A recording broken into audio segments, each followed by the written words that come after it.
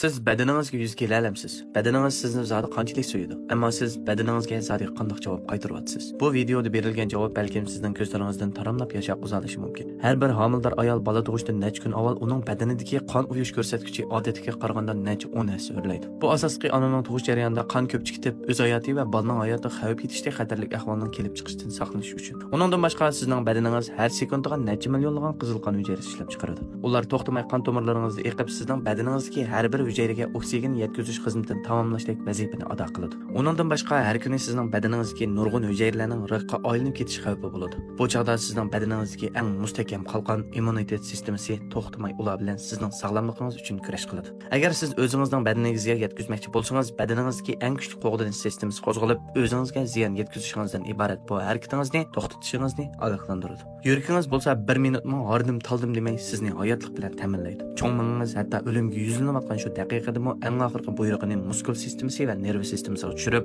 sizning necha minut bo'lsa-mu oilangizdagilarga hamroh bo'lib olishingizga qulaylik yaratib beradi. Mikro nuqtadan qaraganda bizning badanimiz intayin mukammal bo'lgan olamga o'xshaydi. Har bir hujayra bir yaktamga vakillik qiladi. Hech qaysi bir-birini tonimaydi. Lekin hammasi faqat siz uchun, sizning hayotingiz uchun to'xtamay kurash qiladi. Shunday o'ylab baqsangiz, sizdan ularning barligi hamda ularning birdan-bir yo'lanchigi. Ular sizdan shunchalik cho'ng umidlarni kutadi. Ammo siz o'zingizni so'ya oldingizmi? Kunda tunashdan voz kechib o'zingizni qo'g'diya oldingizmi? Kurashdan saqlag'uch qitilgan narsalarni ko'p iste'mol qilaverib, badaningizdagi sizning hayotingiz uchun kurash qilayotgan hayotiy a'zolaringiz bo'lgan jigar va buyrakning xizmatini hamda immunitet sistemangizni chekindirib borganligingizni o'ylab baqdingizmi? Har bir qatim yemaklik setib olgan vaqtingizda sifatli yangi hech qanday chirishdan saqlag'uch qitilmagan narsalarni tanlab baqdingizmi? Meningcha, mayli siz bo'ling yoki men bo'lay, bu nuqtalarni tek o'ylab baqmadik-ku deyman. Bundaq desam, balki hozir hamma narsaga bir narsa qatilgan tursa, biz qandoqmi o'zimizni qo'g'diya olamiz deydiganlar cho'qim chiqadi.